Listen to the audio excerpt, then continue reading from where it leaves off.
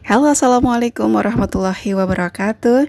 Apa kabar teman-teman semuanya? Masya Allah, alhamdulillah sudah bisa nemenin teman-teman lagi di sini. Terima kasih banyak untuk teman-teman yang sudah berkenan membantu doa untuk kesembuhan anak saya.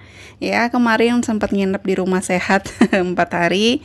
Semoga kita semua selalu sehat ya dan nggak perlu bolak-balik ke sana lagi. Amin ya robbal alamin. Tapi memang ya Allah itu nggak pernah sia-sia dalam menciptakan sesuatu. 4 hari di rumah sakit, ada banyak pelajaran yang bisa saya ambil. Dan mudah-mudahan setelah ini bisa menjalani hari dengan lebih baik lagi. Amin ya robbal alamin. Beberapa hari bertemu banyak orang, ada dokter, ada para perawat, pasien, ada keluarganya, juga ada masalah-masalahnya. Loh kok bisa? Ya mungkin namanya kita beberapa hari satu ruangan gitu ya, nggak ada yang bisa dibahas, jadinya curhat. Habisnya bingung juga, mau ngomongin artis, sayanya nggak nyambung karena saya nggak pernah ngikutin hidupnya artis. Saya mau ngomongin politik, dianya yang nggak nyambung karena katanya dia nggak pernah ngikutin politik. Akhirnya tanpa sadar beliau itu jadi bahas hidupnya sendiri. Nggak apa-apa sih ya, hitung-hitung ngurangin beban hidup orang lain ya. Mudah-mudahan bisa sedikit ngeringanin bebannya juga. Tapi jujur sih dari sekian banyak yang beliau ceritain, saya justru banyak menerima pelajaran. Bahkan saya curiga nih, jangan-jangan Allah sengaja naruh saya di situ supaya saya bisa banyak belajar. Pelajaran pertama yang saya dapetin adalah bahwa dari obrolannya beliau, saya jadi paham ada yang hidupnya lebih susah dan menyedihkan. Awalnya saya pikir beliau itu nggak pernah beli makan karena memang nggak nafsu makan gitu ya. Karena saya sendiri ngerasa kehilangan nafsu makan kalau lagi ngerawat anak sakit. Bahkan ngabisin sisa makan anak yang tinggal 2 sendok aja tuh kayaknya rasanya udah kenyang aja gitu. Nggak ada kepengenan kayak biasanya gitu, pengen makan ini, pengen makan itu. Apalagi kalau di rumah sakit itu kan suasananya itu sepi, terus dingin gitu ya. Harusnya secara normal sih kita jadi pengen banyak makan, banyak minum gitu ya. Tapi mungkin karena pikiran kita lagi fokus sama yang lagi dirawat, jadinya kayaknya sama namanya makanan itu kita nggak terlalu mikirin lagi. Tapi ternyata setelah saya dengar-dengar cerita dari beliau, beliau itu mungkin nggak beli makan karena irit gitu ya, takut-takutnya nanti ada disuruh dokter beli obat apa yang nggak di cover sama BPJS, jadi uangnya nggak keburu habis kayak gitu. Jadi teman-teman, beliau ini makan ya nunggu suaminya datang bawain makanan gitu. Kadang-kadang dibawain nasi uduk gitu. Kadang-kadang pernah dini hari jam 3 tuh suaminya baru pulang bawa nasi goreng. Dan ternyata suaminya baru bisa datang itu karena baru dapat orderan gitu loh. Baru punya uang bisa beliin makan, makanya baru bisa ke rumah sakit. Tuh lihat teman-teman, sedih banget kan keadaan kayak gitu. Bahkan mungkin kita yang di rumah kadang-kadang suka pilih-pilih makanan, suka pusing mau masak apa ya gitu, padahal uang ada, tapi seharian habis waktu cuma buat milih-milih kira-kira makan apa yang enak ya gitu ya. Padahal di luar sana banyak orang yang nggak bisa makan bukan karena pusing mau makan apa, tapi pusing mau belinya uang dari mana. Pelajaran kedua adalah nabung selagi masih punya penghasilan. Ini saya dapat wejangan nasihat langsung dari beliau. Beliau bilang, "Mbak, mumpung sekarang masih kerja, masih muda, masih punya penghasilan, paksain nabung. Jangan sampai kayak saya, nyeselnya baru belakangan. Karena sebenarnya ketika kita nggak punya uang, padahal kita butuh itu rasanya sakit banget. Ngarepin orang lain nggak bisa, apalagi uang itu nggak kenal saudara." Mungkin beberapa dari yang lagi nonton video ini ada yang sering denger ya istilah uang itu gak kenal saudara, uang itu gak kenal temen. Ya kenapa mereka gak kenalan sih? Tujuan nabung itu bukan untuk jadi kaya ya teman-teman, tapi untuk supaya hidup kita stabil. Karena kita gak pernah tahu kejadian apa yang akan terjadi sama hidup kita di esok hari. Pelajaran berikutnya adalah untuk para istri, berpenghasilanlah meskipun tidak menjadikan kita berpakaian emas.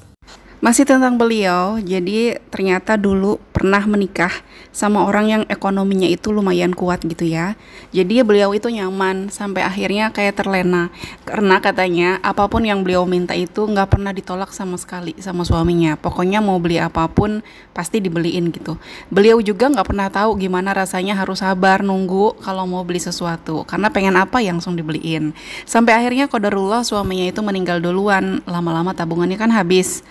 Baru nyoba kerja sebentar udah sakit-sakitan, jadi kayak ringkih gitu ya karena nggak biasa cari kerja sendiri gitu. Lama-lama akhirnya depresi, bukan karena cuma ditinggal suami, tapi juga karena mikirin dari mana beliau bisa mencukupi kebutuhan hidup anak-anaknya. Betul, kalau dalam hukum Islam, ketika seorang ayah meninggal, berarti tanggung jawab ada di keluarga ayahnya gitu kan ya, untuk membesarkan, untuk menghidupi si anak-anak yatim ini.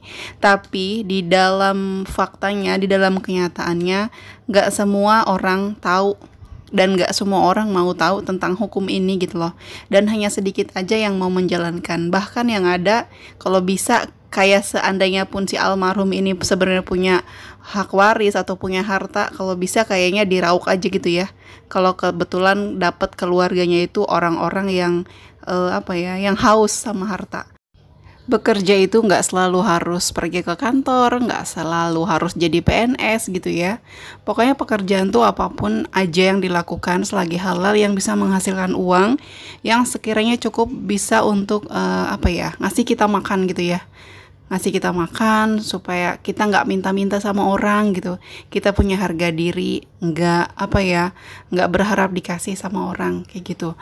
Meskipun kita mungkin nggak bisa pergi ke luar negeri, meskipun kita nggak bisa holiday tiap bulan, tiap akhir tahun gitu, nggak apa-apa. Yang penting punya uang cukup untuk kebutuhan yang memang urgent, yang memang prioritas. Misalnya untuk pendidikan, biaya pendidikan, untuk makan kayak gitu.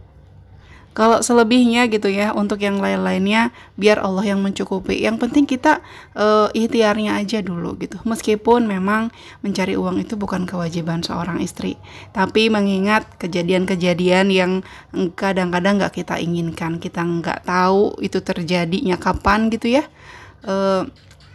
Minimal kalau kita punya penghasilan sendiri, kita nggak terlalu gamang gitu lah kalau kejadian-kejadian yang nggak kita inginkan itu terjadi sama kita. Kenapa sih Bun kayaknya berisik banget selalu bilang IRT ayo cari uang, IRT ayo cari uang. Bukan apa-apa ya.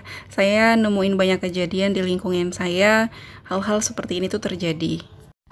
Tapi kan Bun, rezeki itu udah ada yang ngatur. Ngapain sih kita sebagai perempuan harus sibuk-sibuk nyari uang sendiri? Ya betul, rezeki memang sudah ada yang mengatur. Tapi teman-teman tahu nggak, Siti Khadijah itu istrinya Nabi Muhammad. Beliau itu adalah saudagar kaya. Beliau perempuan loh. Kenapa beliau perempuan bisa jadi saudagar? Berarti kan beliau berdagang kan? Nah ini Allah udah mencontohkan bahwa lihat beliau istri seorang nabi, Siti Khadijah itu juga berdagang, juga mencari uang gitu ya. Bahkan dengan hartanya Siti Khadijah ini bisa mengcover atau mendorong gitu ya, membantu dakwahnya Nabi. Kita juga sebagai perempuan apalagi di zaman now gitu ya, masa sih mau berpangku tangan aja nunggu kita diterima, dikasih gitu ya, segini segitu gitu tanpa mau berusaha. Karena kenapa? Sebenarnya saya yakin sih semua tuh kita sebenarnya punya keahlian masing-masing gitu ya. Ada yang mungkin ahlinya itu bicara di depan umum, mungkin nantinya bisa jadi MC gitu ya kalau mungkin di sekitaran yang lingkup kecil.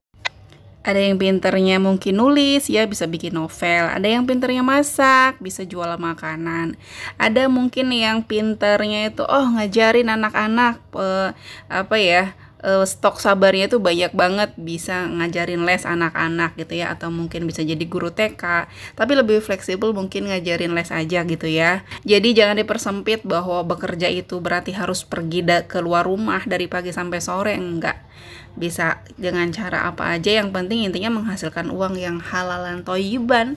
Nah, kalau tadi kita ngebahas wahai para istri jangan terlalu ngandelin suami, gimana sekarang kita bahas kebalikannya? Ayolah. Wahai para suami, kalian kan tinggal di rumah bertahun-tahun, bukan tamu. Bisa gak sih kalau apa-apa jangan ngandelin istri? Ayo loh. Jadi pengalamannya adalah kemarin tuh ada satu pasien yang suaminya ini dikit-dikit nelpon nanya, "Mah, di mana kaos kaki?" Terus nelpon lagi cuma mau tanya, "Mah, naruh pisau di mana sih?" Atau, "Mah, mau nyalain mesin cuci, ini mana yang harus dituangin? Botolnya yang mana? Terus ini di puter kemana, tombolnya dipencetnya yang mana aja, ya ampun kata istrinya. Makanya Pak, kalau di rumah itu jangan apa-apa ngandelin istri. Sekalinya istrinya di rumah sakit baru 2 hari aja udah pusing tuh, nggak tahu naruh apa-apa ada di mana. Saya dengar-dengar ada banyak juga ya beberapa para pria yang nonton video ini gitu ya, seneng banget gitu ya, ada yang mau dengerin juga. Gimana? Jangan-jangan nyalain kompor aja nggak bisa? Bikin lauk sekelas telur dadar aja nggak bisa? Ya ampun, jangan ya. Meskipun memang rumah tangga itu layaknya harus saling membutuhkan gitu ya, tapi nggak gitu-gitu banget lah ya. Jangan sampai ketika istrinya nggak ada di rumah beberapa hari, terus keadaan di rumah jadi ikut berantakan juga. Nah, jadi kemarin tuh ada pengalaman yang bikin kita ketawa juga ya. Jadi ada orang yang kalau malam tuh suaminya datang katanya mau nemenin gitu ya, nemenin istrinya. Tapi ternyata nyampe rumah sakit itu cuma numpang tidur. Jadi semalaman tetap aja yang begadang istrinya, yang gendong-gendong anaknya yang lagi rewel tetap istrinya. Terus kata dia, ah ya mendingan kamu pulang aja deh, nyempit-nyempitin doang. Tetap aja aku yang begadang. Aku mau ke kamar mandi tetap nggak bisa. Kamu nyampe sini cuma numpang merem doang. Nah, itu dia pengalaman yang bisa saya share kali ini. Mudah-mudahan ada manfaatnya. Terima kasih untuk teman-teman yang berkenan udah nonton sampai selesai. Jangan lupa like, komen, dan subscribe bagi yang belum. Teras Kamaya pamit undur diri. Assalamualaikum warahmatullahi wabarakatuh.